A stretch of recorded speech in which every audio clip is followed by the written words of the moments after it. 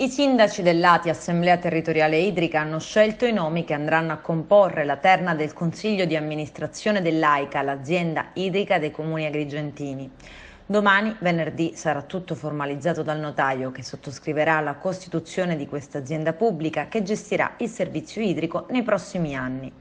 Il presidente scelto dall'ATI è Osvaldo De Gregoris, già direttore generale del gestore del servizio idrico a Catania, la Sidra SPA, e anche dirigente in passato della società Veolia.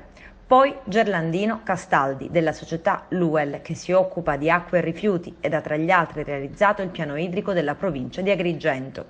E infine il terzo componente del CDA è Fiorella Scalia, già capo dell'ufficio tecnico del comune di Altavilla Milicia, ma anche consulente della società Sogesid, della società Castalia e del Dipartimento regionale Acque e Rifiuti. L'indiscussa e consolidata esperienza della terna scelta rappresenta un punto di partenza imprescindibile per una sana, economica e prudente gestione che deve caratterizzare il nuovo servizio idrico integrato, dicono i sindaci dell'ATI in una nota.